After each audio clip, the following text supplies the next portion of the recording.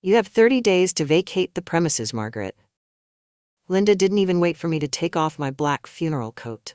She didn't offer a hug or a tissue. Instead, my daughter-in-law slid a thick yellow manila envelope across the kitchen island, the sound of the paper scraping against the granite cutting through the silence like a knife. "What is this?" I asked, my voice barely a whisper. My hands were still shaking from lowering my only son, David, into the ground less than 2 hours ago. "It's a formal notice to quit," Linda said, her voice flat and professional, as if she were closing a deal with a difficult client, rather than evicting her grieving mother-in-law. "I'm listing the house on the 1st of the month. The market in this neighborhood is peaking, and I can't afford to hold on to a non-performing asset. I have David's debts to cover." I stared at the woman standing before me. She held a lukewarm Starbucks cup in one hand and checked a notification on her watch with the other. This was the woman I had welcomed into my family, the woman I had cooked Thanksgiving dinners for. Now she was telling me that my home, the place where I had lived for 40 years, where David had taken his first steps, was nothing more than an asset to be liquidated. "Linda, this is my home," I said, trying to steady my breathing. "I deeded this house to David 5 years ago to simplify the estate planning, but he promised me, he swore on his father's Bible, that I could live here until I died."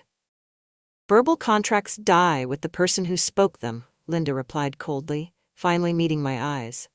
There was no sympathy there, only calculation. "The deed is in his name, therefore it is now in mine. I've already spoken to a broker. You need to start packing." She reached into her purse and pulled out a set of keys, David's spare set, and dropped them onto the eviction notice with a metallic clatter. The evidence was undeniable. She held all the power, legally and physically. "I've looked into some options for you," she continued, pointing to a brochure she had placed next to the legal papers. "There's a state-subsidized facility near the highway. It fits your pension budget." I looked around the kitchen. The casserole dish a neighbor had brought was still warm on the stove. My old iPhone 7 sat on the counter, silent. Outside, my trusty Toyota Camry was parked in the driveway I was being ordered to leave. The cruelty of the timing was suffocating. She hadn't even let me mourn for a single evening. "You're doing this today?" I asked, feeling a coldness spread through my chest that had nothing to do with the winter air. "On the day of his funeral?" "Business doesn't stop for grief, Margaret," Linda said, turning to leave. "Please have the guest room cleared out by Friday. I need to stage it for photos." She walked out the back door, leaving me alone with the yellow envelope. I touched the cold paper. I was 68, widowed and childless. She thought I was weak. She thought I would just fade away into that facility near the highway. But as I gripped the edge of the counter, I realized she had made a mistake. She had underestimated the resolve of a mother who had nothing left to lose. The invasion began on a Tuesday morning, just as Linda had threatened. I was sitting in the living room, trying to lose myself in a novel on my old Kindle, when the front door beeped. Linda had installed a digital lockbox for realtors, meaning they didn't even have to knock. "And here we have the formal sitting area," Linda's voice rang out, too loud and too cheerful. She breezed in, followed by a young couple who looked at the ceiling, as if checking for cracks. I froze in my armchair. For a second, they didn't see me. When they finally did, the young woman jumped slightly. "Oh, I'm sorry. I didn't know someone was home." "Don't worry about her," Linda said dismissively, waving a manicured hand in my direction as if I were a piece of old furniture that hadn't been moved yet. "That's just the current occupant. She'll be vacating before closing." Now notice the original crown molding. The current occupant. The words stung worse than a slap. I wasn't David's mother anymore. I wasn't the woman who had planted the hydrangeas outside the window. I was just an obstacle to a sale, a temporary inconvenience. I watched in silence as the man picked up a framed photo of David from the mantel, a picture of him catching his first fish. "This mantel would look great painted white," the man said, putting the photo back face down. I felt a physical ache in my chest, a mixture of rage and profound sorrow. I couldn't breathe in that room anymore. Clutching my Kindle against my chest like a shield, I stood up and walked out the back door, my dignity fraying with every step. Linda didn't even pause her sales pitch. I escaped to the driveway, taking deep breaths of the cool autumn air. Across the low fence, my neighbor Arthur was under the hood of his vintage Ford F-150. He was 70, a retired military lawyer with a grumpiness that I had always found comforting because it was honest. He looked up, wiping grease onto a rag. "They're at it again," he grunted, nodding toward the glossy for sale sign Linda had hammered into my lawn that morning.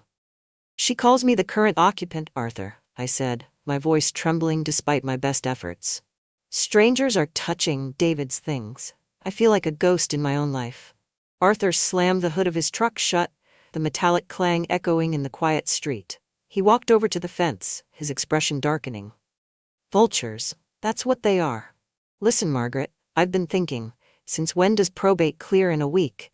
Even with a clear will, the courts are backed up for months in this county." "She said David put everything in her name years ago," I replied, wiping a tear from my cheek. "She says it's cut and dried." "Linda says a lot of things," Arthur muttered, leaning closer. "But did you actually see the title transfer? Did you see the timestamp on the deed recording? Because if David really wanted to protect you like you told me he did, signing the house over to her completely doesn't make sense. The boy wasn't stupid." He looked at me, his eyes sharp and serious under his bushy eyebrows. "Don't pack another box, Margaret. Not yet. Tonight, you bring me whatever papers you can find. Let's see if her paperwork is as solid as her attitude." For the first time since the funeral, the suffocating weight on my chest lifted just a fraction. I wasn't just a sad old woman being kicked to the curb. I had an ally. The house didn't just go dark, it died. I was in the kitchen, washing a single teacup by the sink when the hum of the refrigerator stopped. The porch light vanished. The comforting blue glow of the digital clock on the oven winked out. Total, suffocating blackness swallowed me whole. Panic, cold and sharp, gripped my chest.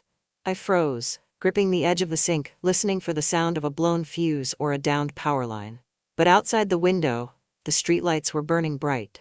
The neighbors' homes were glowing with warmth. Only my house, my sanctuary, was plunged into an abyss.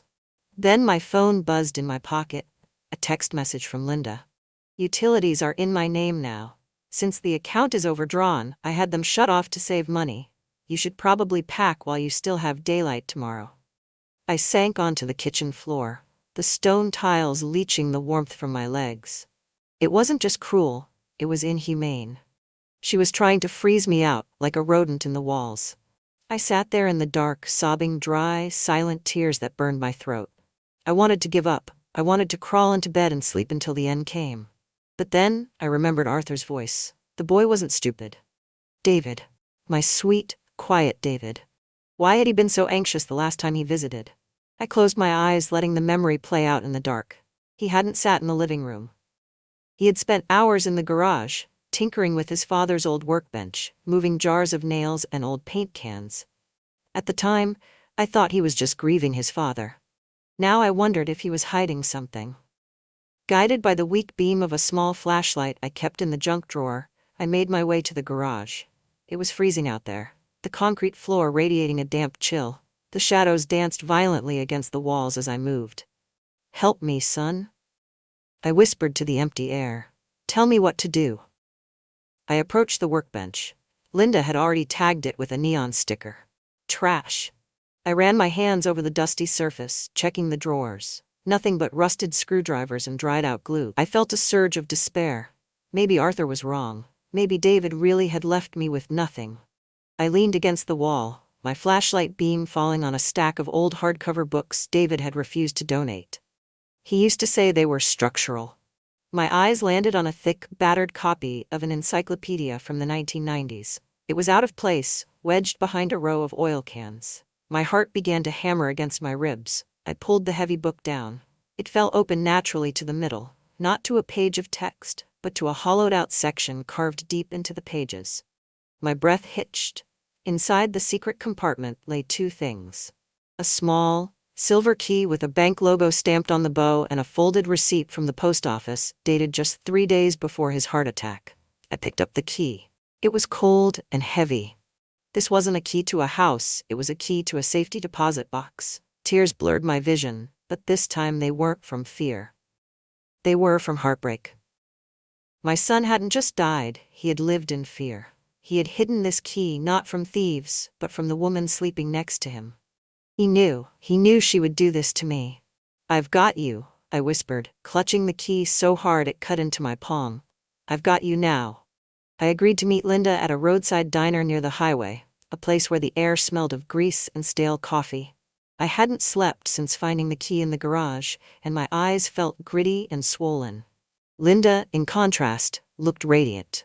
She wore a bright red blouse, as if she were celebrating a holiday rather than dismantling a life.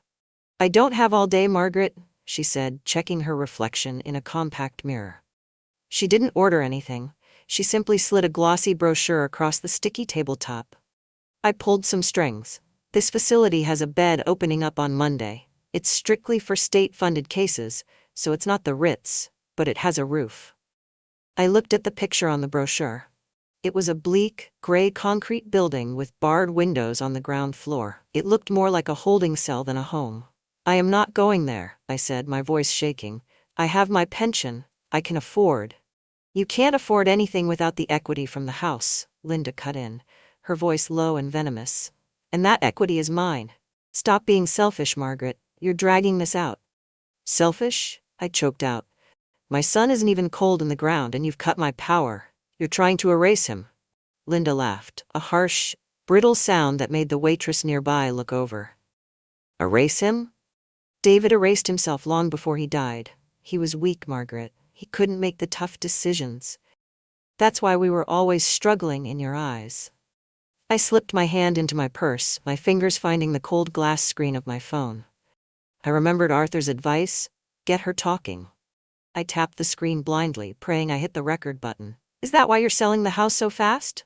I asked, forcing myself to look her in the eye. "To pay off his so-called mistakes?" Linda leaned in, her eyes gleaming with a mix of arrogance and impatience. She lowered her voice, but every word was crystal clear. "I'm selling it because I'm done waiting. I have an opportunity to invest in a new development downtown with Kevin. We're going to flip it and triple our money by spring. I'm not going to let a dead man's sentimental garbage hold me back from the life I deserve." Kevin. The name hung in the air like toxic smoke. She wasn't grieving. She was moving on. She had likely moved on long before David's heart stopped. "Kevin?" I repeated softly. "Does he know you're kicking a widow out on the street to fund his project?" "He knows I'm a smart businesswoman," she sneered, standing up and throwing a $10 bill onto the table for a coffee she didn't drink. "Monday, Margaret.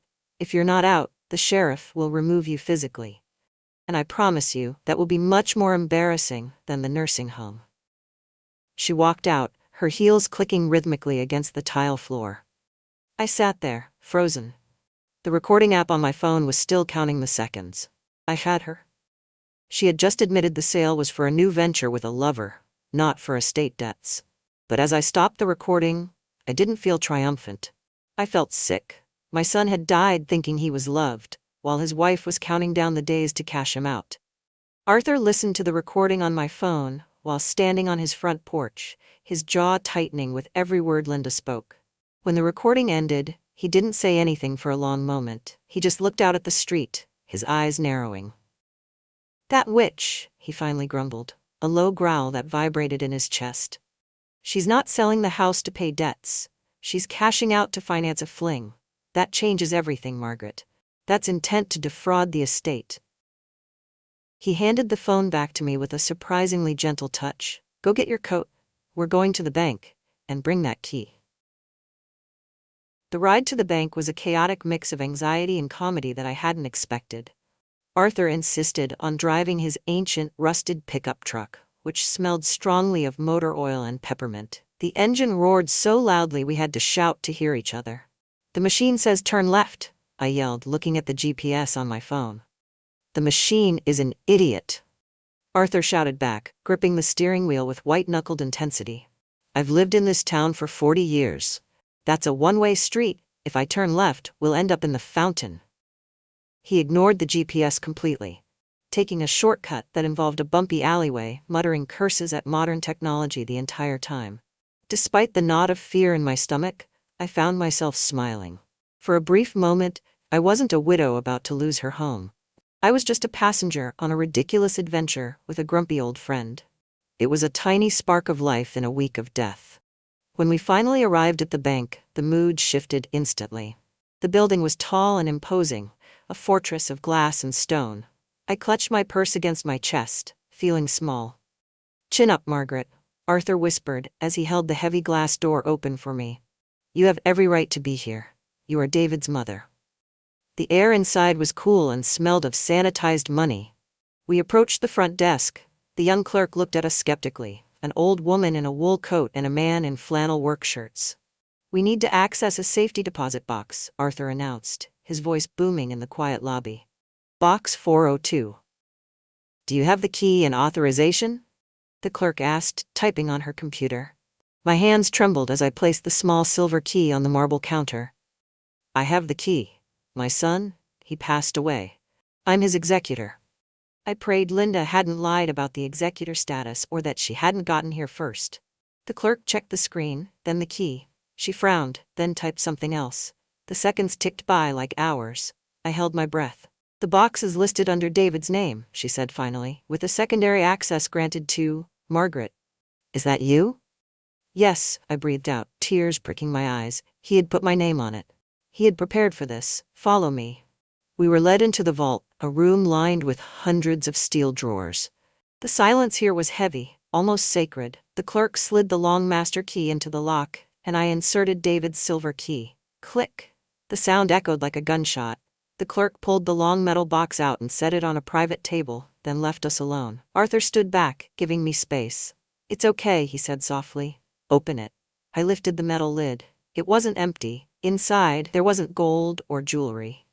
There was a thick stack of documents bound with a rubber band, and a sealed letter with a single word written on the front in David's handwriting. "Mom." My hands trembled so violently that Arthur had to steady the table as I picked up the letter. The envelope was sealed with tape, heavy with the weight of unsaid words. I sliced it open with a trembling finger and unfolded the lined paper. "Mom." The handwriting was shaky, rushed. "If you are reading this, then my heart finally gave out. I'm sorry I couldn't tell you the truth while I was alive. I was too ashamed." I let out a small, strangled sob. "Ashamed? My perfect, kind boy?" "I know about Kevin," the letter continued. "I know Linda has been seeing him for 2 years. I also know she's been siphoning money from our joint accounts to fund his business ideas. I wanted to leave her, Mom. I really did. But she threatened to ruin me, to drag our family name through the mud in court. I felt trapped. But I won't let her trap you." The tears fell freely now, splashing onto the paper. My heart broke not because he was dead, but because he had died lonely, living in a house with a woman who despised him, protecting me from a truth he couldn't bear to speak. He hadn't been weak. He had been enduring a silent torture to keep the peace. Arthur cleared his throat gently. He was reading the thick stack of legal documents that had been under the letter. His eyes were scanning the pages rapidly, his eyebrows knitting together in intense concentration. "Margaret," he said, his voice dropping to a whisper filled with awe. "Look at this." He turned the document toward me. The title at the top read, "The David H. Irrevocable Living Trust." "What does it mean?" I asked, wiping my eyes. "It means Linda is wrong," Arthur said, a slow, fierce grin spreading across his face. "She thinks she inherited the house because she was his wife. But David didn't own the house when he died. The trust owned it." He flipped to the back page. "Look at the date.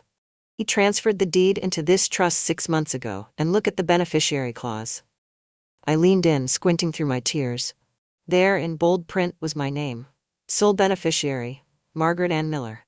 "Upon my death, the trustee shall grant full right of residency to my mother for the remainder of her natural life. This asset cannot be sold, transferred, or liquidated by any other party." "She can't sell it," Arthur said, his voice firm with the authority of his old profession. "She doesn't own it. She doesn't even have the right to enter it without your permission. This document overrides her marriage certificate. It overrides everything." I sat back in the metal chair, the room spinning slightly. David had known. He had known she would try to kick me out the moment he was gone. He had built a fortress around me, invisible and unbreakable, waiting for me to find the key. "He saved me," I whispered, pressing the letter to my chest. "He couldn't save himself, Arthur. But he saved me. Arthur placed a hand on my shoulder. Now, he said, his tone shifting from sadness to grim determination. Let's go tell the landlord that her eviction notice is nothing but trash. I stood up. The fragile, grieving widow who had walked into the bank was gone. In her place stood a mother armed with the truth, ready to honor her son's sacrifice. Linda wanted a fight. She was about to get a war. We need to let her hang herself, Arthur said as we sat in my kitchen, the trust documents hidden safely inside his flannel jacket. If we show this to her now, she'll just lawyer up and drag it out. We need to catch her in the act of fraud. So what do? I asked, looking at the phone. You act, Arthur grinned, revealing a mischievous side I hadn't seen in years. You channel your inner Meryl Streep, tell her you're beaten, tell her you're leaving on Friday. I took a deep breath and dialed Linda. When she answered, I forced my voice to crack. You win, Linda. I can't fight you. I'll be out by Friday afternoon. Finally, Linda sighed, not with relief, but with annoyance. Make sure you leave the garage opener on the counter. And please, sweep the floors before you go. I have the buyers coming for a final walkthrough and a champagne toast at 4 p.m. A toast? I repeated, gripping the edge of the table. In my house? It's their house now, Margaret. Or it will be once the ink is dry. Just be gone. The next 2 days were a strange performance. Arthur helped me pack boxes, which were actually just empty cartons we retrieved from the recycling bin behind the grocery store. You know, Arthur grunted, taping up a box filled with absolutely nothing. I always wanted to be a spy, though my knees aren't quite built for crawling through air ducts anymore. I couldn't help but chuckle. You're doing fine, Arthur. Just try not to glare at her when she arrives. I can't promise that. I have a resting face that says, get off my lawn. Friday arrived with a gray, overcast sky.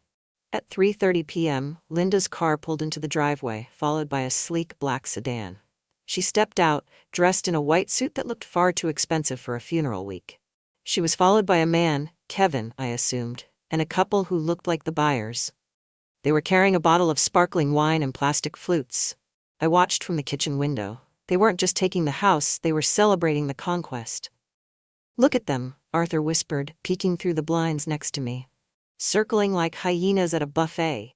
That guy's tie is louder than my truck. Ready? I asked, smoothing down my skirt. I wasn't wearing my coat. I wasn't ready to leave. I was ready to stay. Born ready, Arthur said, patting the pocket where the legal documents sat. We waited until they were in the living room. I could hear the pop of a cork and the clink of glasses. Laughter, loud, disrespectful laughter, echoed off the walls where David's pictures used to hang. To new beginnings, Linda's voice rang out. And to quick turnovers. To the easiest commission ever, Kevin added.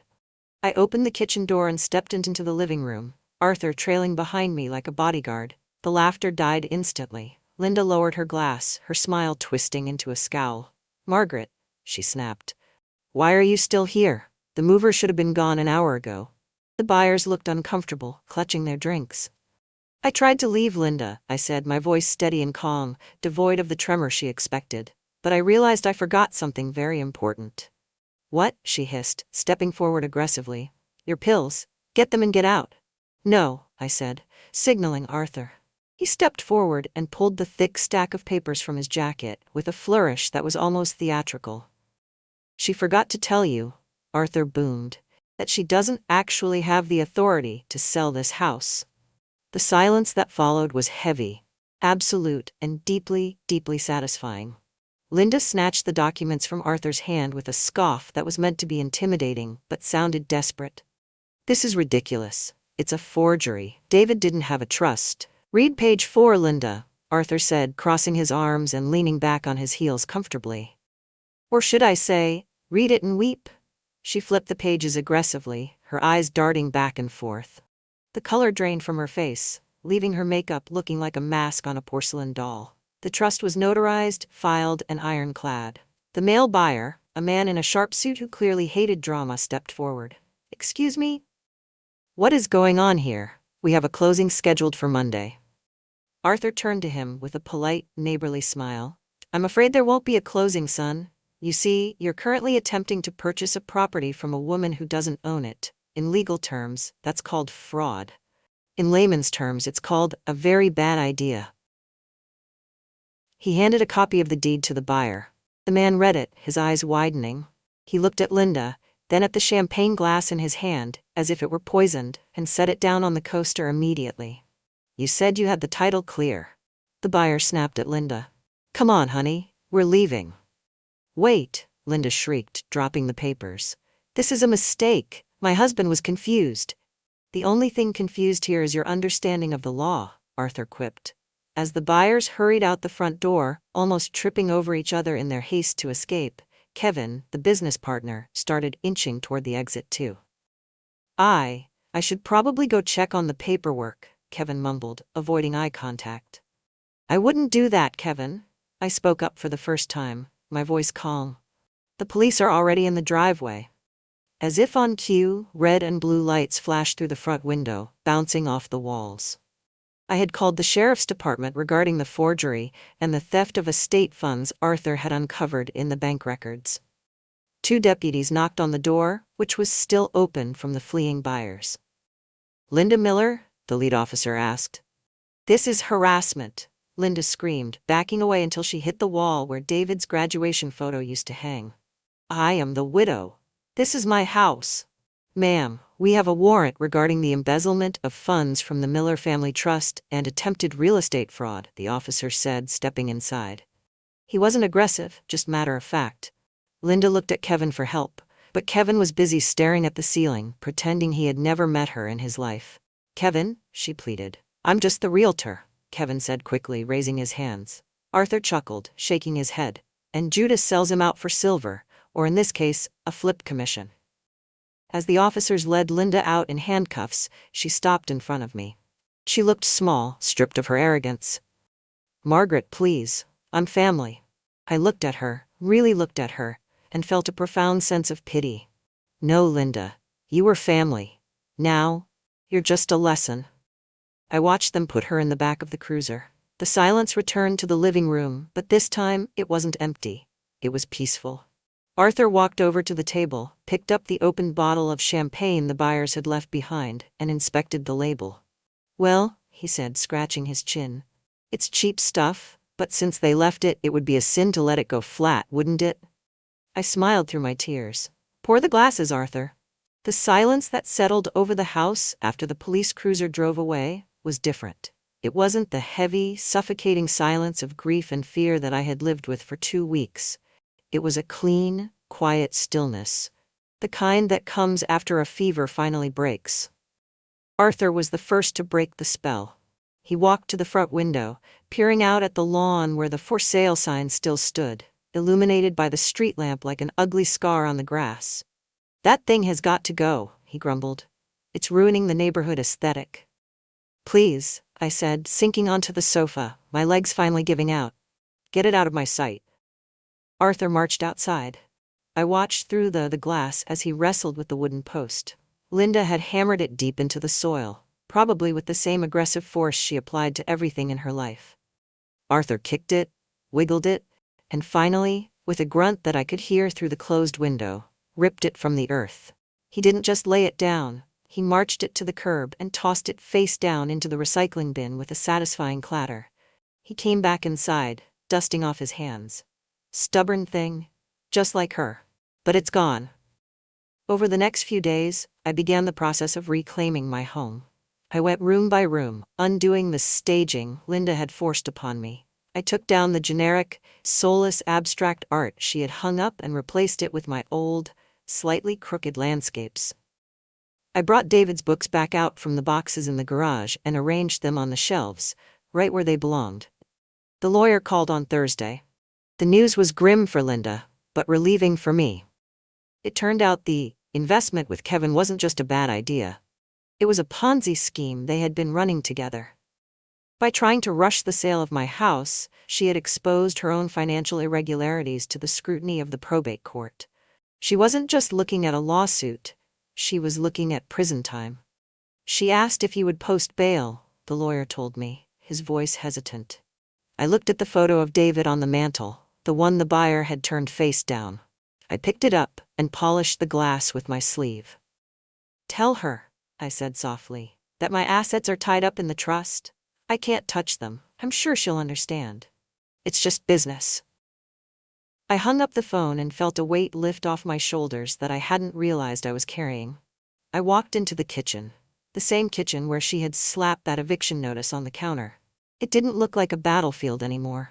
It just looked like a kitchen. That evening, I made tea in my favorite chipped mug. I sat on the back porch, wrapped in a knitted blanket. The air was crisp, smelling of pine and damp earth. For the first time since David's heart stopped, I didn't feel like I was drowning.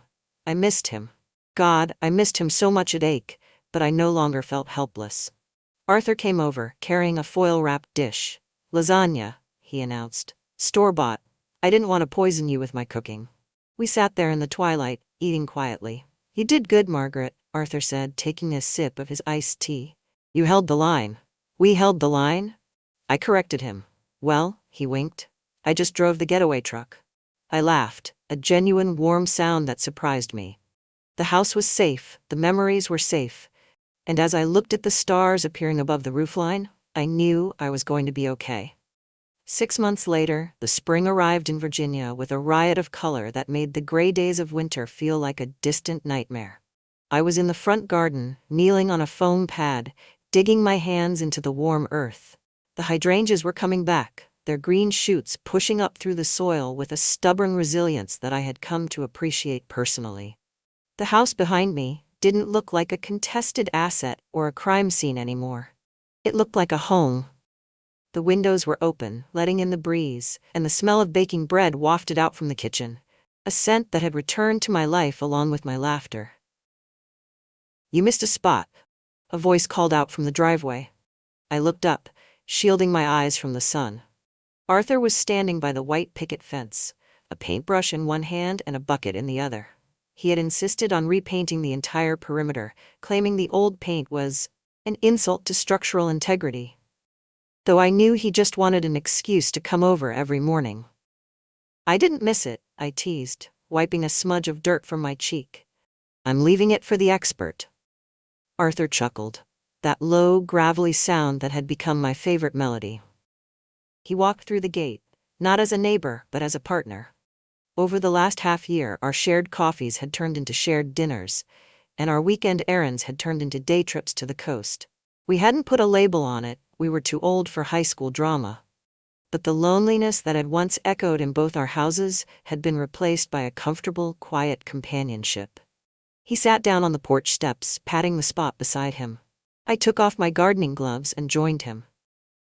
"Got a letter from the lawyer today," I said, looking out at the street where the for sale sign used to be. "Linda's trial is set for next month. He says she's trying to cut a deal." Arthur snorted. "Let her try. The trust is bulletproof. You're safe, Margaret. Nobody is moving you out of here until you decide you're ready." "I'm not going anywhere," I said, leaning my head slightly onto his shoulder. It was a bold move for me, but it felt right. David gave me this house to protect me, but I think he left me something else too. "Oh? What's that?" "The courage to open the door," I said softly. "If Linda hadn't tried to evict me, I might have spent the rest of my life locked inside, drowning in grief. I would have never looked in that garage. I would have never asked for your help." Arthur reached out and took my hand. His palm was rough, calloused from years of work, but his touch was incredibly gentle. "Well, I'm glad you did. My truck was getting lonely." We sat there for a long time as the sun began to dip below the tree line, casting long, golden shadows across the lawn. The house stood strong behind us, a silent guardian holding our memories, but no longer trapping us in the past. "So," Arthur said, standing up and offering me his hand to help me rise. "I saw a brochure for a river cruise. It leaves in July. No GPS required." I smiled, feeling a flutter in my chest that I hadn't felt in decades. "I'd like that, Arthur. I'd like that very much." The eviction notice had been meant to end my life here. Instead, it had just cleared the way for a beautiful new chapter. I kept the yellow envelope. Not the eviction notice. I burned that in the fireplace on the first snowy night of winter, watching the paper curl and turn to ash with a satisfaction that warmed my soul. No, I kept the trust documents. I keep them in the top drawer of my nightstand, not because I need to prove anything anymore, but because they are a reminder. They remind me that love doesn't always look like a grand gesture in the sunlight. Sometimes love is a quiet plan made in the shadows. Sometimes love is a son protecting his mother from a storm he knew was coming, even if he wouldn't be there to hold the umbrella. Tonight the house is quiet, but it's a peaceful silence. The suitcases are packed by the door. Arthur is coming over at 6 a.m. tomorrow to drive us to the port.